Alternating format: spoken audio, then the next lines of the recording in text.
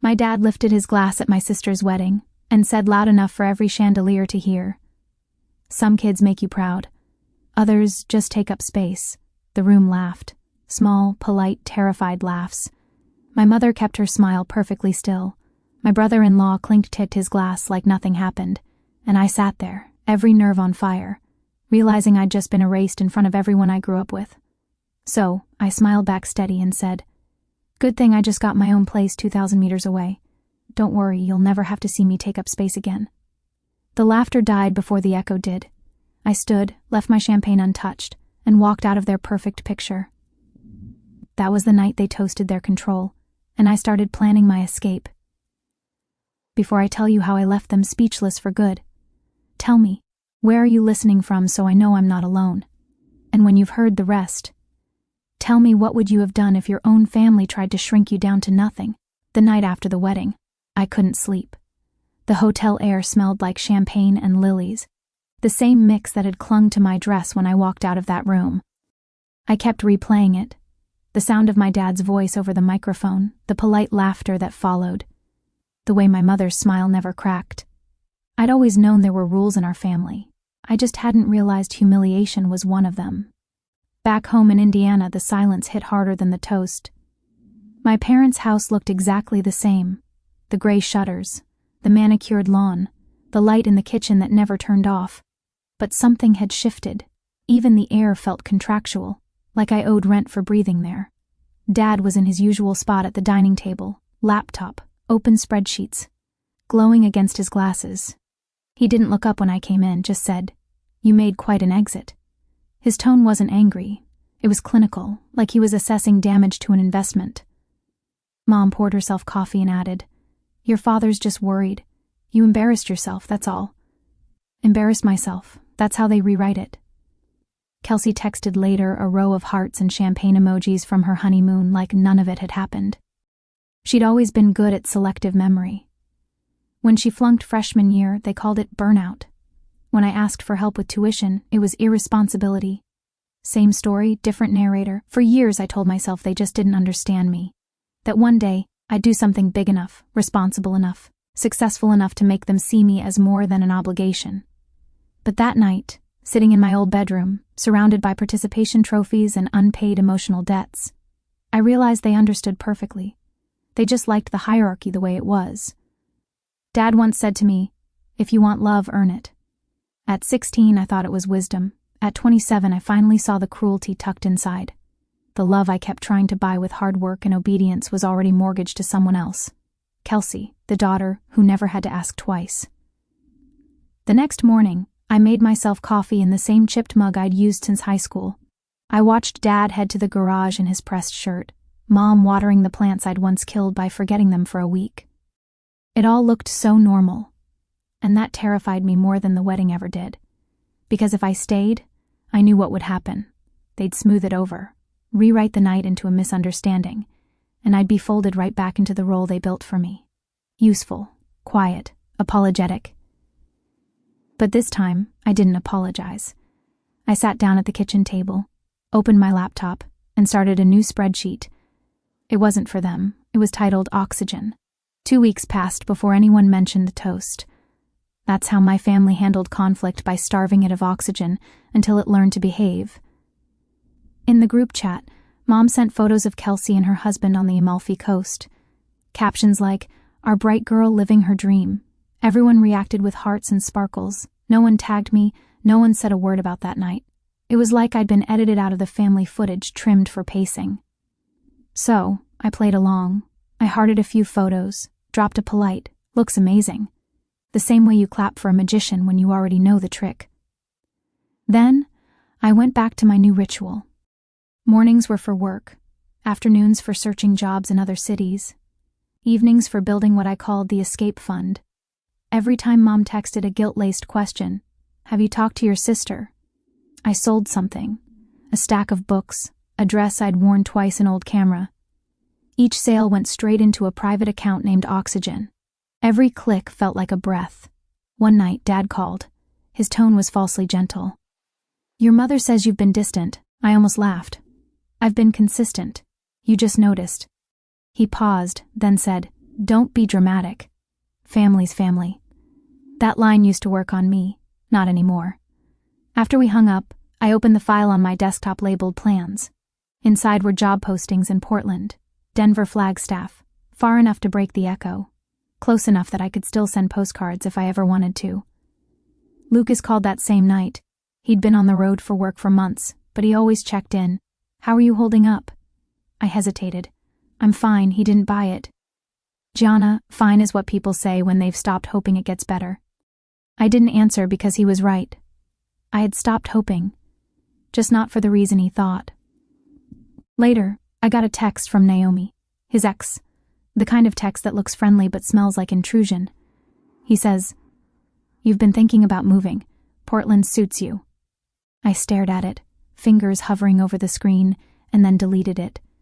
I wasn't giving her or anyone space to narrate my life again. A few days later, Mom called, pretending to check on my health. "You sounded tired last time. You should rest." Then, like slipping a knife between ribs, she added, "Don't run away from family because of one bad night. Run away." That's what she'd call it. Not leaving, not saving myself, just running. That's when it clicked.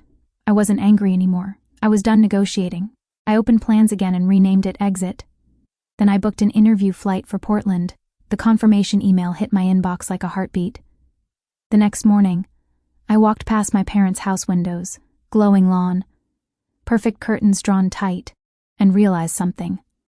They'd built a home that looked alive from the outside but couldn't breathe, and I was finally learning how to. It happened faster than I expected. The collapse, the exposure, the quiet rage that followed. A week before my interview, I got a call from Kelsey. Her voice was thin, shaky. Not the golden girl confidence everyone worshiped. "He's been gone for days," she said. "He says he needs space." I heard a small bitter laugh through the phone. Funny how men always use your own words against you. I didn't want to get involved, but I knew that tone defeat mixed with disbelief. It was the sound I'd swallowed for years, so I drove over. Her apartment looked staged for heartbreak. Half-empty closets, wine glasses drying in the sink, a wedding photo, still face down on the counter. She handed me a box and said, "I can't move back there alone." There meant ye Indian, our parents' kingdom. We packed in silence until she whispered, "You were right to leave." I wanted to tell her it wasn't about being right, it was about surviving. But I just nodded. By nightfall, her boxes were stacked by the door. She hugged me before I left, something she hadn't done since we were kids. "Don't let them pull you back in," she said. It almost sounded like a blessing. When I got home, the house was darker than usual. Mom was sitting in the living room, phone in hand, the screen lighting half her face. "You helped your sister move?" she asked without looking up. I froze. "How did you?" Kelsey called. "Said you were wonderful, said you told her to come home." "I didn't." Her lips curved slightly, not quite a smile. "Well, she's on her way anyway, and we're having dinner Sunday.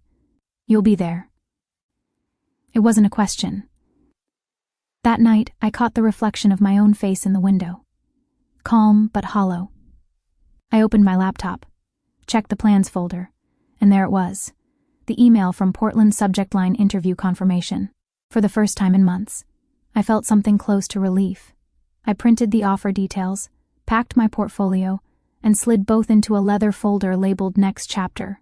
Then I did something reckless. I opened the shared family bank account, the one Dad insisted on for emergencies. I transferred every cent that was mine into my personal account and hit close account. Clean, silent, legal. 2 days later, Mom's tone shifted. Her text came wrapped in sugar dinner at 6. Kelsey's cooking lasagna. That was the tell. Mom never let anyone else cook. I knew then it wasn't a dinner. It was an ambush.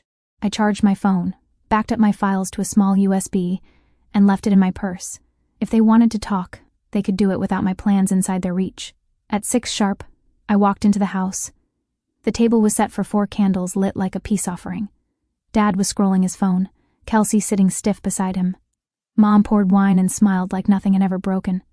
"Sit," Dad said. I did, but this time I wasn't the one on trial. The second I sat down, I knew. The air had that heavy, artificial calm that always came before one of their talks. Candles flickered between us. the table perfectly staged like a photo shoot for forgiveness no one meant. Dad didn't look up from his phone when he started. "Your cousin Mia says, you've been applying out west." His tone was soft, but his words were loaded like bullets wrapped in politeness. I kept my voice level. "That's right. I had an interview." Mom set down her wine. "We just worried you're running from something, Jana." Kelsey's eyes darted toward me. Warning or apology, I couldn't tell. I smiled that practiced, dangerous calm I'd learned from them. Maybe I'm running toward something. Dad finally looked at me. His gaze had the weight of a closing door. "Don't turn this into another rebellion. You've always been dramatic. Or maybe you've always been cruel," I said quietly. The room went still. Kelsey's fork clinked against her plate. Mom's smile cracked just slightly. "You don't mean that." "I do," my voice surprised even me. "You humiliated me in public, and you all laughed. You raised me on contracts and lectures, then called it love. You say family is forever, but what you really mean is obedience." Dad pushed his chair back, slow and deliberate. "Watch your tone."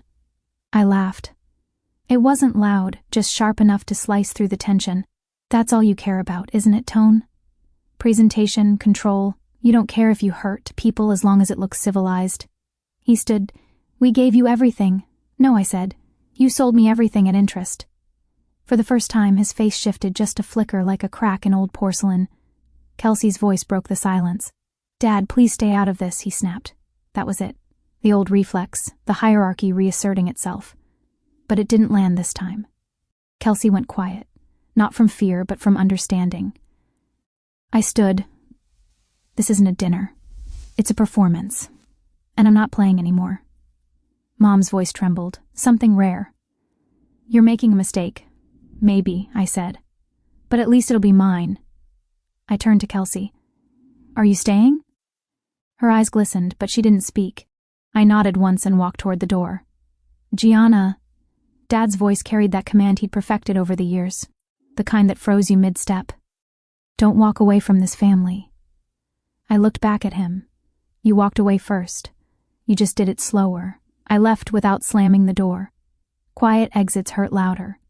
Outside, the night was heavy with summer humidity. I got in my car, gripping the wheel until my knuckles went white.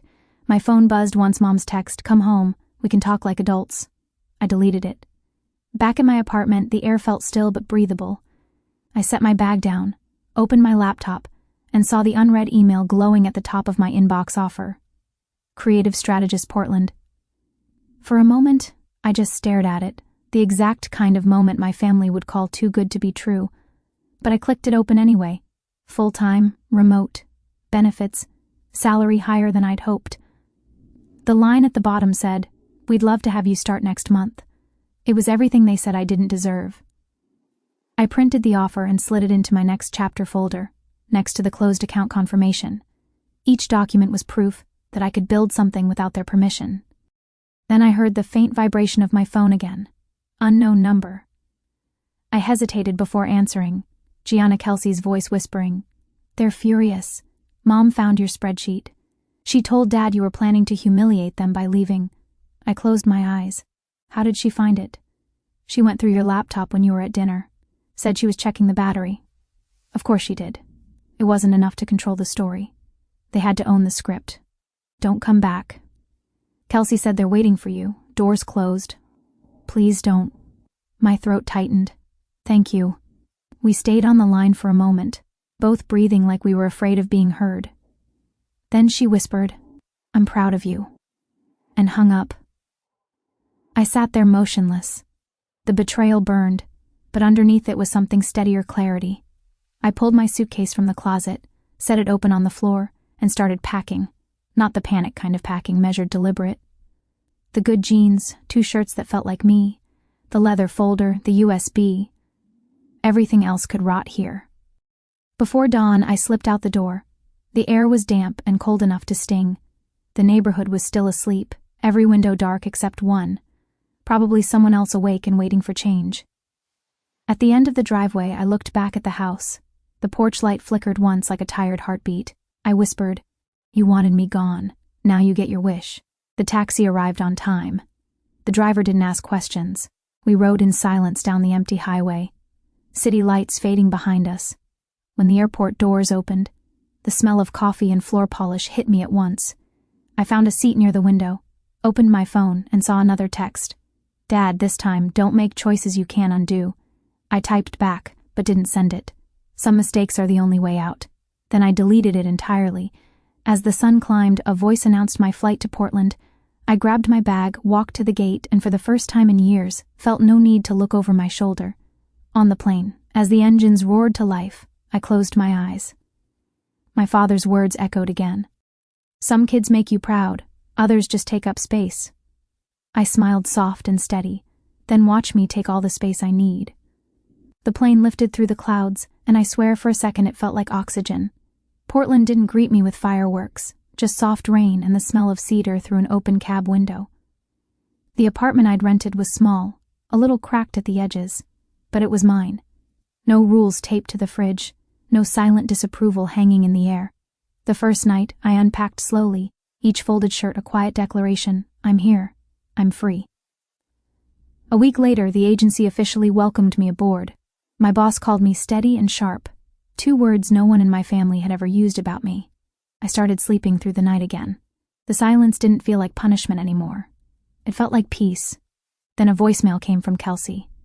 Her voice was calm, this time lighter.